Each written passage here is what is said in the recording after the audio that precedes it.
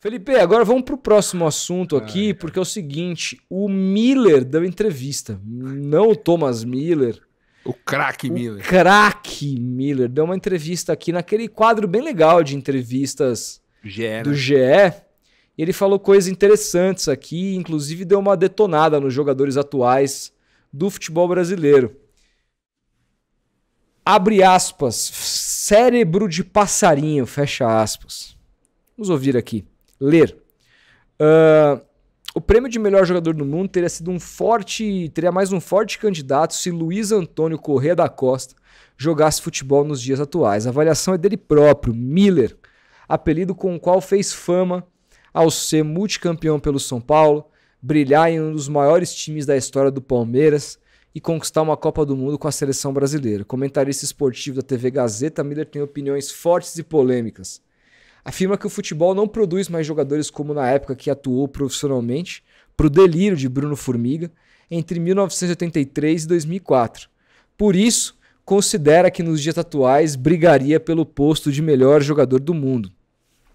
Diz aqui, ó, não vou falar só eu, mas vários contemporâneos com certeza brigariam como o melhor do mundo. Lógico, desde que jogasse na Europa.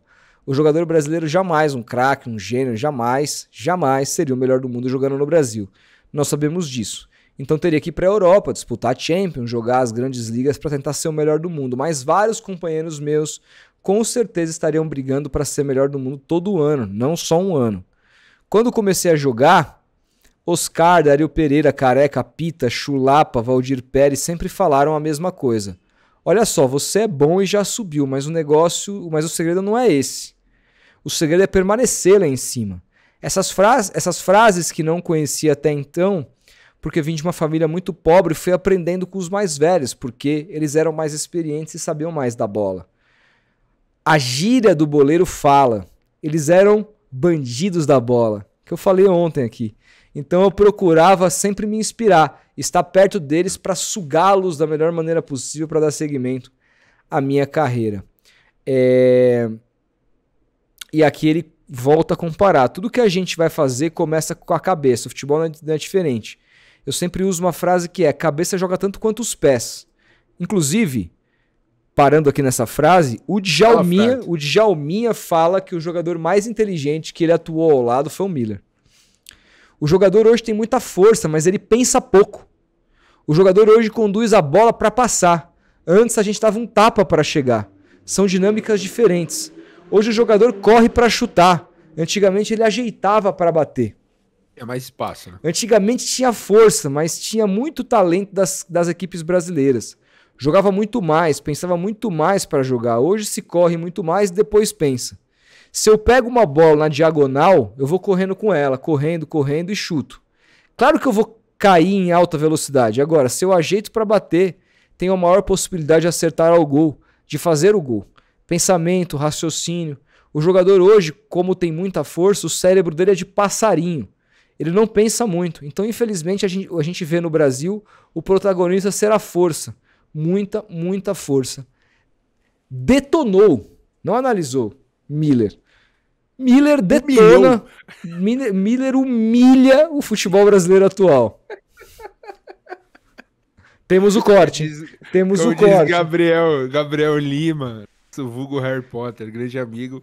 Rodolfo, o verbo mais utilizado do seu vocabulário é humilha, com ênfase no humilha. Faz tempo que eu não uso um título de humilhação aqui, será hoje.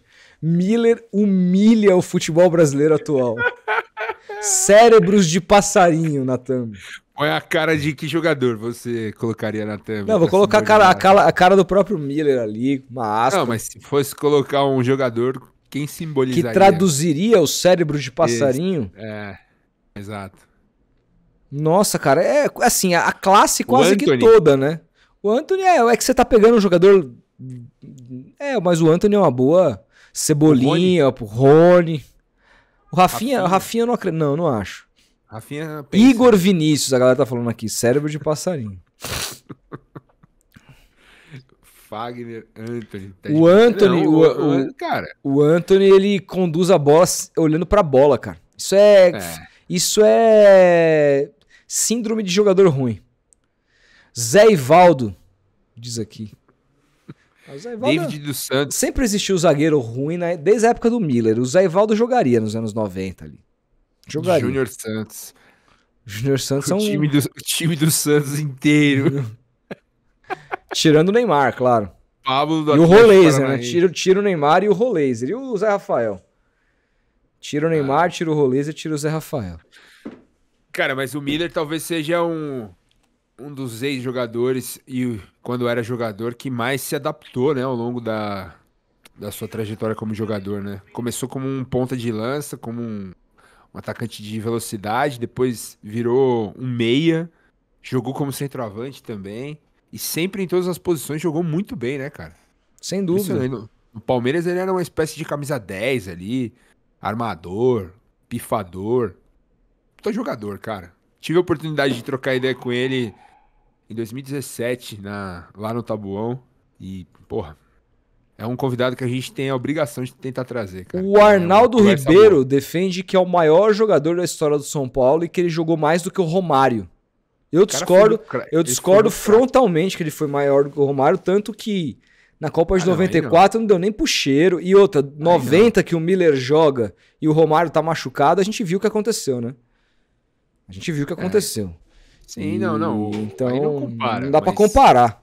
Mas o Miller foi um cracaço. Cracaço. Cracaço. Você Cracaço vê os de lances dele assim, você fala, cara, se esse cara jogasse hoje... Ele jogou no Santos, eu vi ele jogar no Santos no final da carreira, em Real Madrid, 97.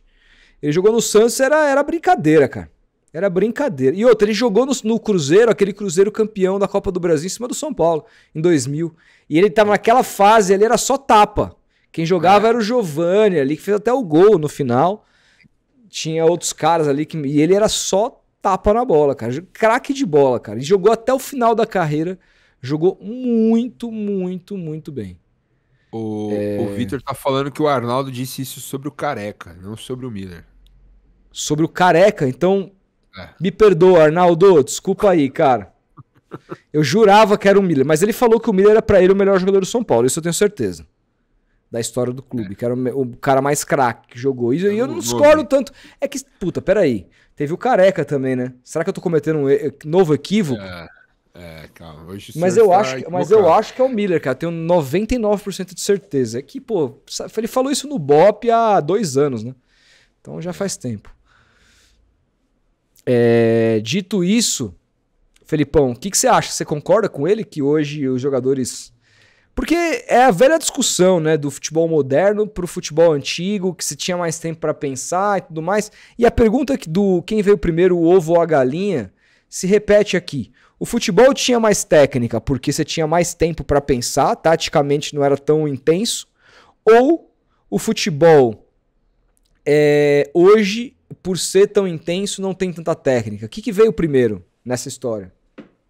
Eu acho que quem tem técnica se sobressai nos dois cenários. Antigamente, aí compartilhando de uma opinião de Fábio Rocco. Ele diz isso, já ouvi ele dizendo isso, que antigamente você tinha mais espaço, mas se você não fosse bom, ficava muito mais nítido que você era ruim.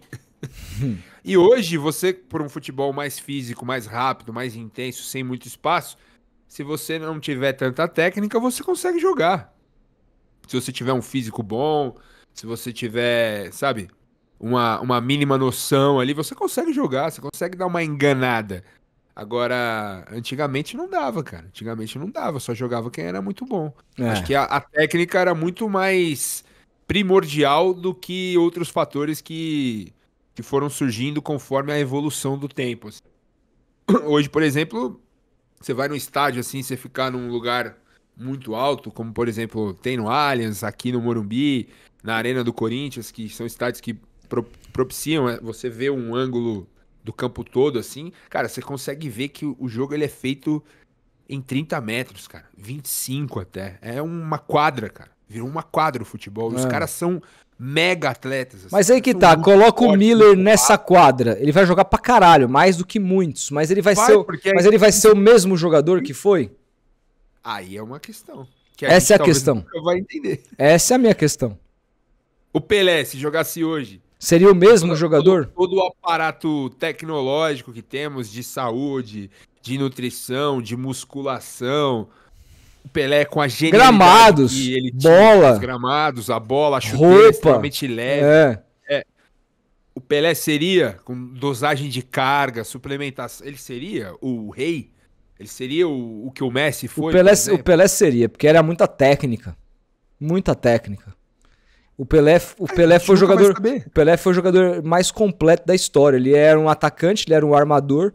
Ele driblava e ele criou os dribles que todo mundo fez depois. Sim, e era bom de cabeça. Frente, né? E era bom de cabeça. E assim, nunca existiu um jogador que reunisse tanta coisa junto como no Pelé. Por exemplo, o Messi. O Messi é um baita de um armador, o jogador mais inteligente que eu vi jogar, muito rápido, bola colada, uma finalização perfeita de esquerda ou de direita, mas o Messi não é um cabeceador.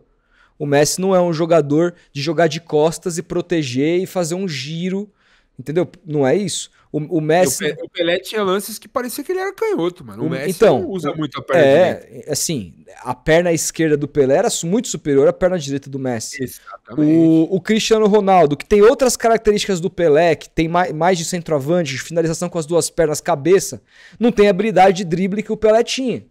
Não. Então, assim, é como se o Pelé fosse a mistura do Messi com o Cristiano Ronaldo e dentro da área fosse o Romário. É isso, assim. Sim. Então é um negócio muito, muito absurdo, cara, que nunca mais vai existir. Mas... e aí essa discussão fica meio complicada da gente chegar assim, a uma conclusão. Mas ele seria o Pelé. Agora, seria o mesmo Pelé? Essa é a minha dúvida. Ele faria 1.200 gols? Aí eu já não sei. Então. Até porque você joga muito menos hoje. É um outro futebol. A parte tática ia minar bastante o Pelé. Onde ele jogaria? Qual seria a posição que ele jogaria nesses esquemas atuais hoje em dia? Seria o 10 atrás do centroavante? Ou jogaria mais à frente, como falso 9. Como é que os caras escalariam o Pelé? Ponta nem fudendo. Jogaria pelo meio.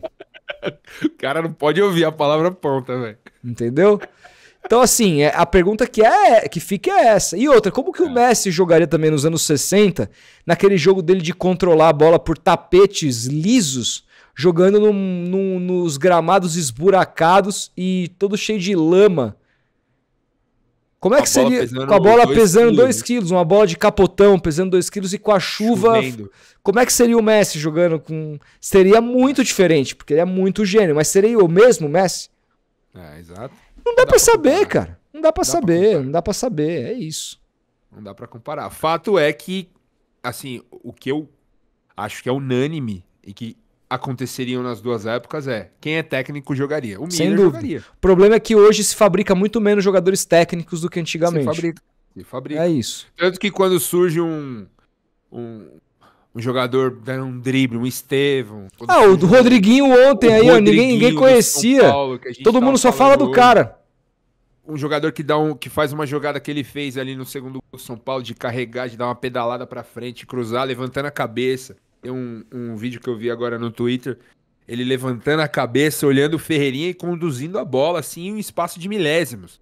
Isso é um jogador técnico inteligente. Quando surge um jogador assim hoje, a gente fica, caraca, velho. E na época do Miller, na época do Pelé, esses caras eram aos montes em todos os times. Cada time tinha uns 3, 4 desse daí. Hoje, a gente tem jogadores que cumprem a função, jogam sem bola e etc. E tem 1 ou 2, no máximo 3, que são muito técnicos, que são muito habilidosos e que são geralmente os craques dos times.